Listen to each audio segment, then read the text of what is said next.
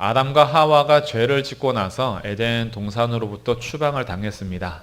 그래도 하나님께서는 생명을 보존하시는 일에 은혜를 베푸셨고 가인과 아벨을 낳았지요. 근데 가인은 아벨을 죽였습니다. 그리고 하나님께서는 이들의 생명을 그럼에도 불구하고 계속 보존하셔서 인류는 번성해가는 중에 있었습니다. 인류가 번성하면 번성할수록 하나님께서 지으신 뜻대로 세상이 진행이 되기보다는 하나님께서 뜻하지 않은 방식으로 세상이 점점 악해가고 있음을 오늘 성경 본문이 우리에게 증거하고 있습니다. 6장 5절에서는 이렇게 기록을 하는데요.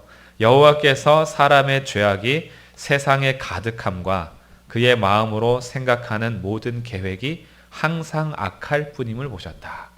인류가 번성하면 번성할수록 죄의 뿌리는 더욱 깊어지고 죄로 인한 쓴 열매와 또 죄로 인한 포악함은 계속 나타나는 상태입니다. 이런 죄에 대해서 인간의 반응도 발전하게 되는데 인간의 반응이 점점 하나님을 향해서 적대감을 표현하게 됩니다. 아담과 하와가 처음 죄를 지었을 때는 하나님께서 동산에서 바람 가운데 오실 때 두려워하여 숨는 것이 반응이었습니다. 죄를 진 자신의 모습이 부끄럽고 찾아오시는 하나님이 두려워서 숨었죠. 그런데 가인의 때 가면은 인간의 반응이 조금 더 강팍해집니다. 하나님께서 아벨을 쳐 죽인 가인을 찾아오셨을 때 가인이 하나님을 향하여서 따져 묻죠. 내가 내 아우를 지키는 자입니까? 이렇게 오히려 따집니다. 그리고 이제 가인의 후손 중에서 시간이 더 지나자 라멕의 때 와서는 죄에 대한 반응이 더 견고해집니다. 아주 마음이 완악해져서 이렇게 죄를 자랑합니다. 나에게 상처를 입히면 내가 죽여버릴 거야. 나한테 해를 가하면 내가 77배로 갚아줄 거야. 라고 하면서 자기가 소년을 죽였음을 자랑하고 자기의 죄에 대해서 오히려 자신이 얼마나 강함을, 내가 얼마나 힘이 있음을, 내가 가진 권력이 얼마나 강한지 자기를 자랑하는 것으로 표현을 하고 있습니다. 죄에 대한 반응이 점점 더 확산되는 중에 반응도 강팍해지고 있다는 것을 보게 됩니다. 근데 이런 반응은 꼭 시대에서만 나타나는 것이 아니라 우리 개인의 삶에서도 나타납니다. 하나님 앞에 죄를 처음 지을 때는 죄를 죄인지 알지 못하고 지내다가 죄인 것을 알게 된 처음에는 두려워하여 숨는 것이 우리의 반응이죠. 하나님 앞에 부끄럽고 또 하나님이 두렵고 죄가 무섭고 그래서 숨기도 하고 이 죄에 대해서 민감하게 반응을 합니다. 그러다가 이 죄의 자리를 떠나지 않고 죄가 계속 확산이 되면 우리의 반응도 무뎌지기 시작하는데 나중에는 하나님 앞에 반문을 가지고 이렇게 따져 묻습니다. 내가 내 아우를 지키는 자입니까? 이런 마음의 상태가 되죠. 죄를 지으면서도 하나님께 따져요. 왜 나만 그렇게 살아야 합니까? 왜 나한테만 그러십니까? 다 그렇게 사는데 왜 우리한테만 그러십니까? 라는 죄에 대한 무딘 감각은 하나님을 향한 반문으로 표현이 됩니다. 그런데 이것을 또 계속 두고 죄의 자리를 떠나지 않으면 우리의 마음이 더 완악해져서요. 하나님을 향하여서 오히려 적대감을 갖게 됩니다. 그리고 자기의 죄에 대해서 오히려 자랑하고 죄 짓는 것에 대해서 전혀 무감각해지기 시작하는 거죠. 그러면서 우리의 모든 상태가 오늘 6장 5절의 상태가 되는 겁니다.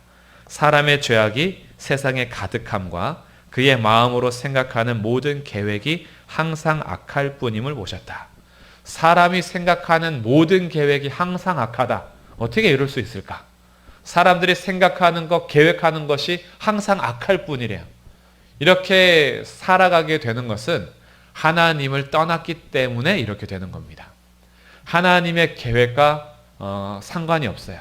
하나님의 뜻에 관심이 없어요. 하나님이 무엇을 기뻐하시는지, 하나님께서 어떻게 말씀하시는지에 대해서 전혀 관심을 기울이지 않습니다. 왜냐하면 나의 뜻대로 내가 하고 싶은 대로 살기 때문에, 그래서 그의 마음과 생각하는 모든 계획은 항상 하나님의 뜻과 무관한 삶을 살아가면서 항상 악할 뿐이다. 이렇게 평가되는 거죠.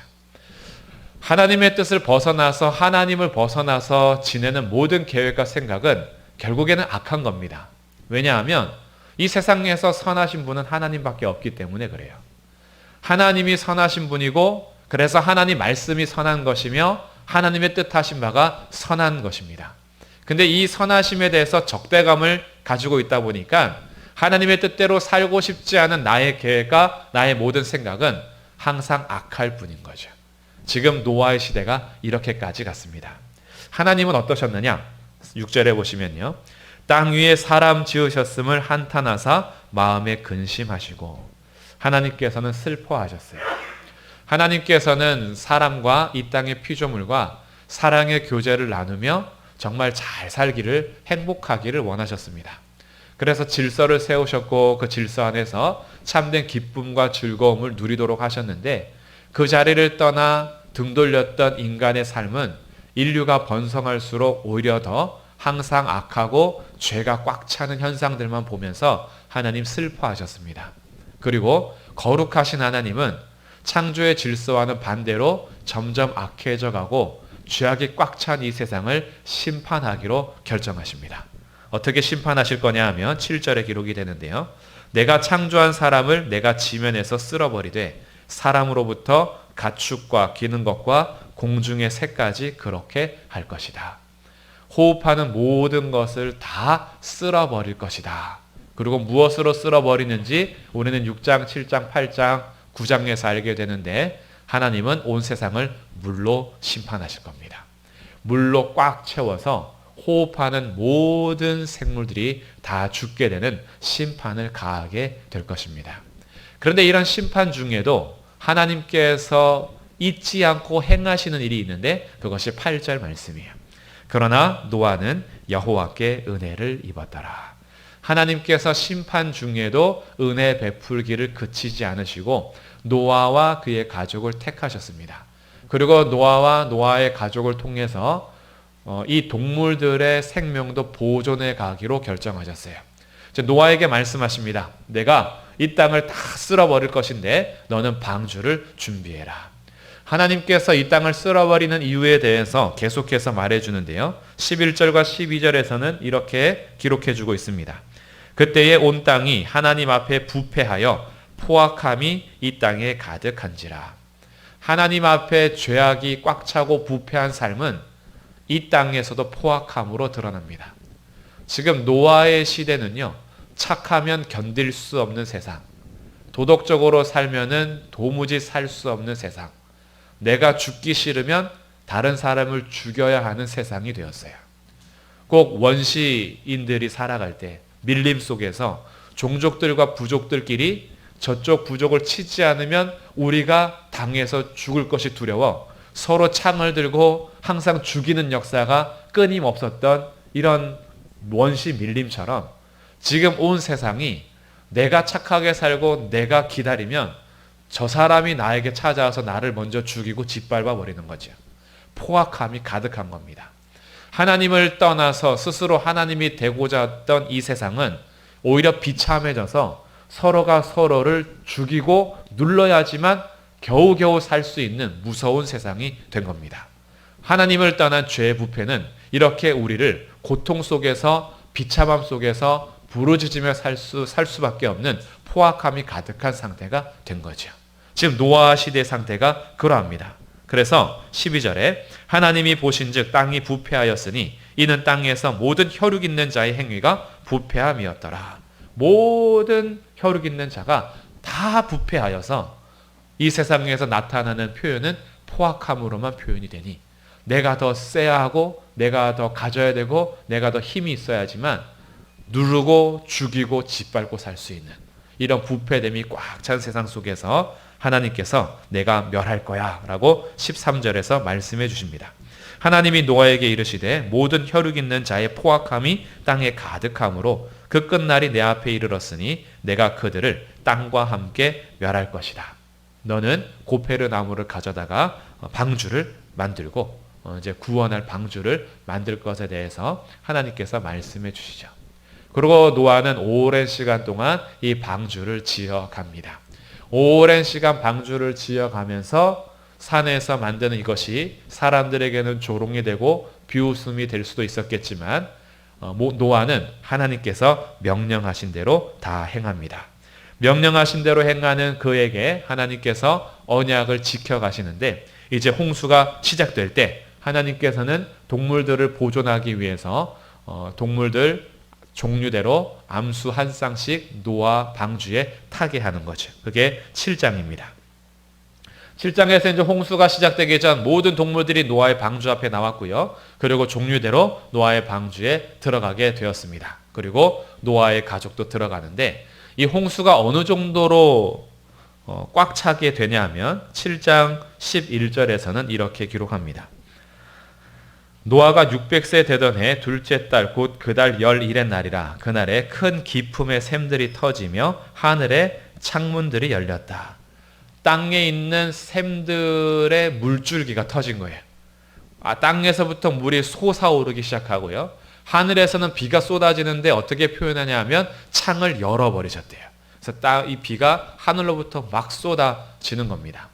하나님께서 둘째 날 물과 물로 나누어서 궁창이 있으라 하셔서 궁창을 만드시고, 이 궁창 안에서 호흡할 수 있는 생물들이 살 수 있도록 하셨는데, 이제 그 물을 닫아버리시는 거죠.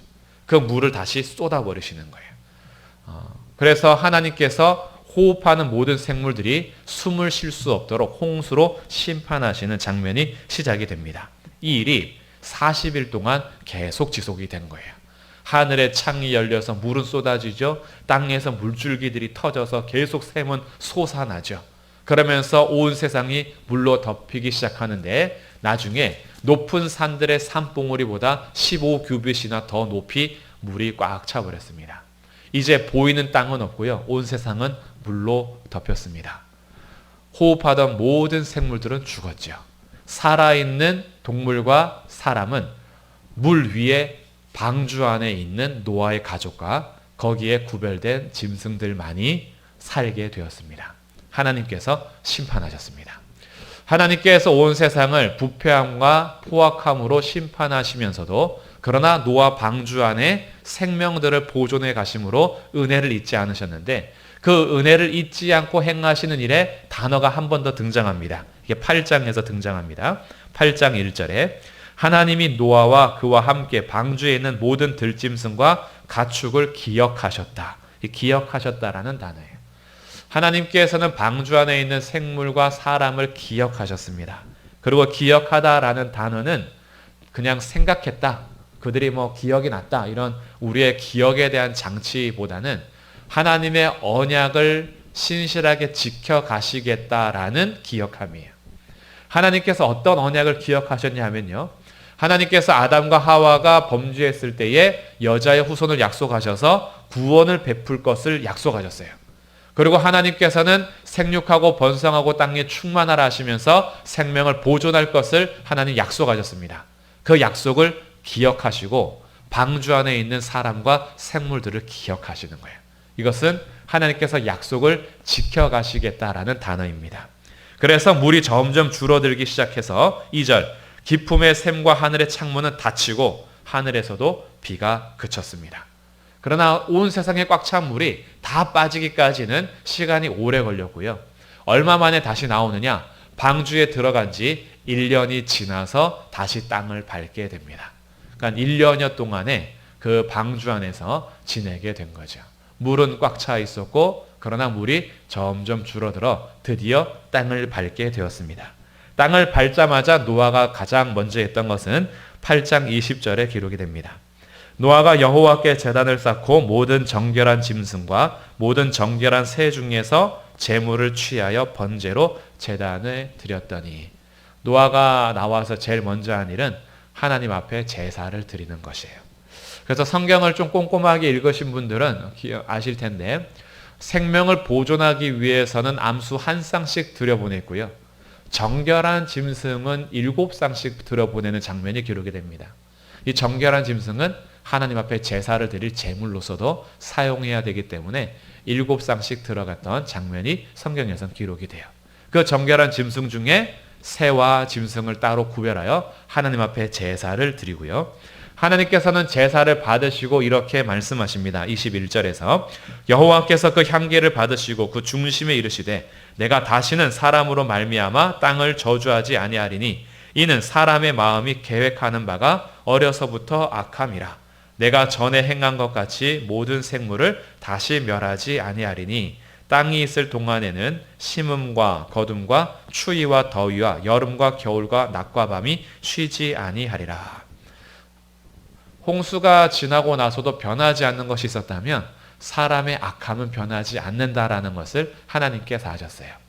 이제 노아와 세 아들을 통해서 인류가 다시 번성하게 될 텐데 변하지 않는 한 가지는 사람의 마음에 어려서부터 악하다라는 것, 그의 계획하는 바가 항상 악하다라는 인간의 죄로 인한 그런 타락됨은 변하지 않는다라는 것을 하나님이 아십니다. 그래서 약속하시는데 다시는 사람으로 인해서 이 땅을 물로 심판하지 않겠다라고 약속하시죠. 보존하실 것을 약속하시는 거예요. 그리고 그 약속의 증표로 주시는 것이 9장에서 기록되는 무지개입니다. 9장 13절 내가 내 무지개를 구름 속에 두었나니 이것이 나와 세상 사이의 언약의 증거니라. 우리도 무지개를 볼 때 기분이 좋지만요. 하나님께서 무지개를 보십니다. 그 무지개를 보실 때마다 하나님께서는 언약을 기억하겠다 그래요.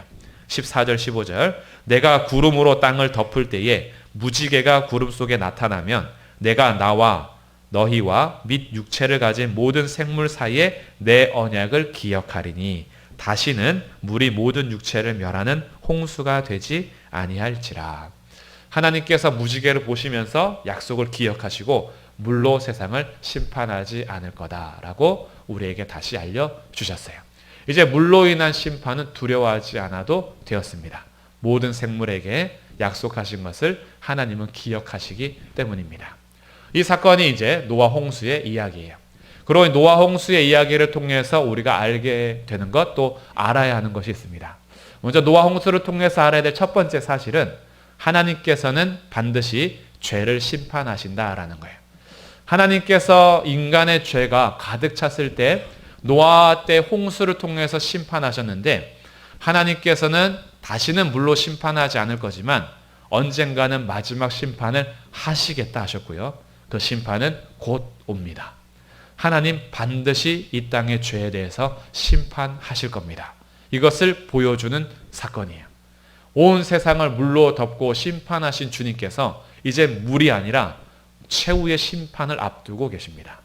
그때 모든 생물이 주님 앞에 서게 될 것이고 모든 의인과 악인이 심판대 앞에 설 것이며 예수님은 심판자로서 이 세상에 오셔서 재판을 하실 거예요.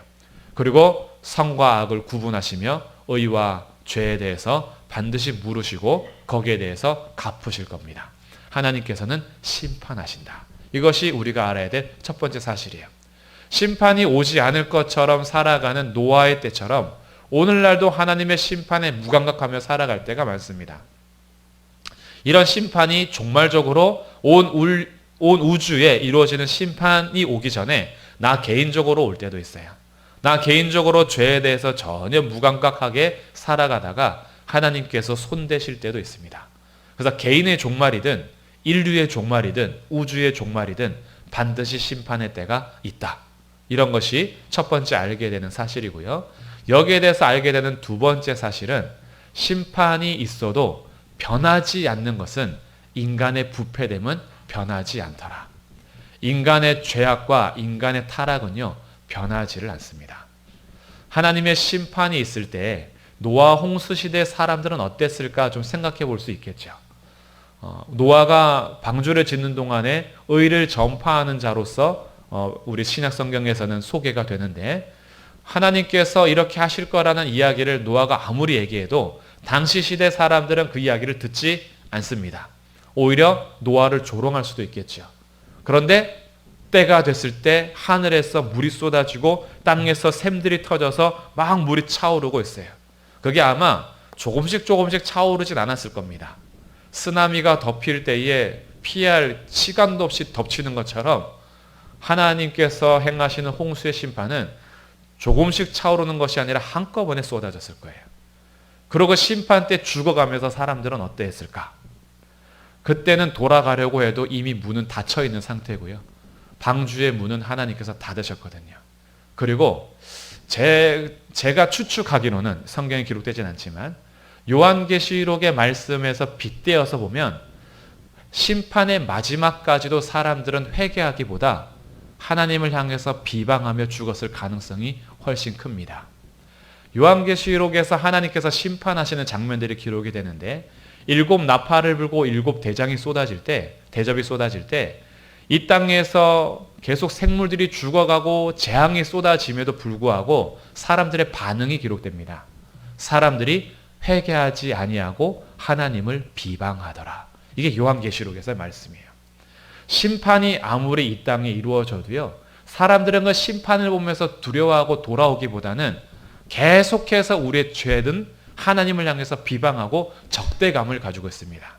하나님이 뭔데 나한테 이렇게 하냐 이거죠. 하나님이 무엇인데 이 땅을 이렇게 자기가 마음대로 하느냐라고 우리가 스스로 하나님이 되고자 했던 마음은 하나님의 심판 앞에서도 오히려 적대감을 가지고 하나님을 비방하고 하나님 믿는 사람들을 계속 박해하며, 그리고 반대편에 서서 끝까지 대항하고 회개하지 않는 모습이 요한계시록 마지막 심판 때의 모습이에요. 재앙들이 쏟아질 때. 그래서 이것에 비추어서 노아 홍수를 보면 아마 노아 홍수 때에도 사람들이 죽어가면서 자기의 잘못을 회개했다기보다 비방하며 죽었을 가능성이 더 큰 것 같아요. 명확하진 않지만요. 여기서 근데 분명한 것은 이런 겁니다. 심판도 인간의 타락된 본성을 바꾸지는 못했습니다. 여전히 악한 거예요. 여전히 죄는 점점 커져만 간 겁니다. 그래서 세 번째 알게 되는 사실이 있어요. 심판도 인간의 죄를 변화시킬 수 없고 거기에서 구원할 수 없었는데 도대체 우리에게 무엇이 소망이고 희망이란 말인가? 그것이 오늘 암송 구절입니다. 그러나 노아는 여호와께 은혜를 입었더라. 이것이 알게 되는 세 번째 사실이에요. 우리의 죄악이 꽉 차고 하나님의 심판이 이루어질 때 죄악과 심판으로부터 용서받고 구원받는 유일한 길은 하나님의 은혜밖에 없습니다. 하나님의 은혜는 이 땅에 오신 예수 그리스도십니다. 그 예수 그리스도 안에 하나님의 은혜와 진리가 충만하시고 하나님께서 이 땅에 구원하러 오셔서 우리와 똑같은 사람의 모습으로 우리에게 복음이 되셔서 우리 모든 죄악을 완전히 용서하시고 우리에게 새 영과 새 마음을 주셔서 새로운 피조물로 삼으셨습니다. 우리의 죄에서 변화시킬 수 있는 분은 예수님밖에 없어요. 그래서 그 은혜를 생각하면서 우리가 사는 겁니다. 아, 내가 용서받을 수 없고 심판에 처해져도 돌이킬 수 없었던 사람이었는데 내가 어떻게 이런 새 사람이 되었단 말인가? 노아에게 은혜를 베풀어 주신 하나님께서 오늘 저와 여러분에게 은혜를 베풀어 주셨기 때문입니다. 이것이 감사한 거예요. 그래서 노아 홍수를 우리가 대할 때마다 단지 그때 창세기 시대에 있었던 일, 이게 아니고요. 반드시 심판이 있다라는 것을 보여주는 사건이고, 심판 중에도 끝까지 회개하지 않고 멸망당하는 사람들이 있고 구원의 문이 닫힐 때가 있다라는 것을 경고로 받는 거예요. 그러면서 오늘 나에게 은혜를 베풀어 주신 것이 얼마나 큰 선물인가, 이것을 깨달아 아는 겁니다. 그래서 은혜를 입은 자들이 잊지 말아야 하는 것이 있어요. 은혜를 입은 자들은요, 절대 감사를 잊어서는 안 되는 겁니다. 내가 심판을 받는 자리에서 건짐을 받았다라는 하나님의 은혜를 기억하면서 하나님을 향한 감사를 결코 잊어서는 안 되는 거죠. 그래서 하나님의 은혜를 헛되이 하지 않는 겁니다. 하나님께서 내게 베풀어 주신 은혜를 값싸게 취급하지 않는 거예요. 나를 어디에서 건져내셨는지를 기억하면서 하나님의 은혜에 감사하고 찬송하는 자리가 예배의 자리입니다. 그래서 이 자리가 소중한 거예요. 나를 구원하신 주님의 은혜, 내게 믿음 주신 하나님의 은혜가 너무 감사해서 지금 나의 환경과 상황이 어떤 삶을 살지라도 이미 나를 건져주신 그 은혜에 감사를 잃지 않고 또 그 감사를 잊지 않고 고백하면서 취하시든 거두시든 주시든 가지시든 나는 하나님을 예배하고 감사합니다. 이것이 우리의 마땅한 자세인 거죠. 배은 망덕함을 하지 않는 겁니다. 은혜를 잊어버리고 뒤돌아서지 않는 거예요. 그럼에도 불구하고 은혜를 경험한 자들이 자기의 죄악의 자리에서 떠나지 않고 완악해지는 경우들이 굉장히 많습니다. 그러면 우리는 이 발전하게 될 거예요. 처음에는 두려워 떨다가 그 다음에는 반문을 할 것이고 나중에는 적대감을 가지고 하나님이 상관하지 말아라는 마음을 갖게 될 거예요. 하나님의 은혜를 한번 맛보고 타락한 자들은 다시는 돌아올 수 없을 겁니다. 히브리서에서 경고하는 거예요. 그 정도로 심각한 겁니다. 하나님의 은혜를 맛보는 자들은요, 이미 하나님의 은혜를 경험한 자들은 하나님의 은혜를 잊지 않기 위해서 살아야 돼요. 하나님의 은혜를 헛되이 하지 않는 겁니다. 그래서 하나님의 은혜에 대해서 감사를 잃어가고 있다면 오늘 이 자리에서 다시 회복하시기를 주님의 이름으로 축복합니다. 하나님의 은혜가 자꾸 무감격해지고 오늘날 시대를 살아가면서 그냥 여전히 하나님 없이도 잘 사는 나의 삶이 익숙해져 가셨다면 그러면 다시 돌이켜야 될 삶의 자리인 거예요. 우리들은요, 하나님 은혜 아니면 한순간도 호흡할 수 없는 사람들입니다. 죽음 앞에 죽음을 보신 적이 있으십니까? 정말 신기한 것 같아요. 임종을 지켜보신 분들은 아실 텐데 방금 전까지 숨 쉬고 있었는데요, 어느 순간이 딱 되면 몸은 똑같은데 숨을 쉬지 않아요. 거기에서 삶과 죽음이 나눠집니다. 정말 이상해요. 방금 전까지 이야기했어요. 방금 전까지 소리 내고 숨을 쉬었어요. 어느 순간에 숨이 끝나요. 그리고 그때는 죽음이에요. 똑같은 몸을 가지고 있는데 호흡이 끝나는 순간 삶과 죽음이 나누어집니다. 우리들의 호흡이요, 우리가 자연스럽게 숨을 쉬는 것 같지만 사실은 하나님의 은혜가 아니면 한순간도 살 수 없는 존재입니다. 하나님께서 우리에게 생명을 공급하지 않으면 우리는 오늘 하루가 없는 사람들이에요. 근데 그 하나님께서 우리에게 날마다 은혜를 베풀어 주십니다. 우리가 기억하든 기억하지 않든 하나님은 자기의 약속을 기억하세요. 그리고 날마다 우리의 손 붙잡아 주시고 은혜를 베풀어 주십니다. 이 은혜를 깨달을 때마다 우리의 반응은 그 은혜에 대해서 감사하는 거예요. 요즘에 혹시나 너무나 힘든 상황 때문에 하나님의 은혜에 대한 감사를 잊어가고 계십니까? 노아 홍수의 사건을 통해서 내가 홍수에 처해서 죽어야 되는데 노아 방주에서 구원받은 가족들처럼 나를 구원하신 은혜를 생각하면서 다시 하나님 앞에 예배하고 감사를 표현할 수 있기를 바랍니다. 그 은혜를 잊지 않는 거예요. 그래서 우리의 삶에서 다시 은혜가 회복되면 우리의 삶은 환경은 여전히 똑같겠지만 이제 이 은혜의 복음을 같이 전하면서 삽니다. 이것이 교회에게 맡겨준 구별된 삶인 거예요.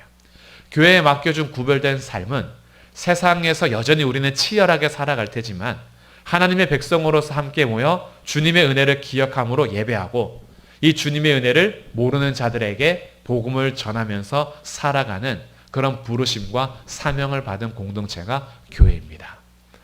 홍수에서 건질 수 있는 유일한 소식은 예수를 믿으라, 복음밖에 없어요.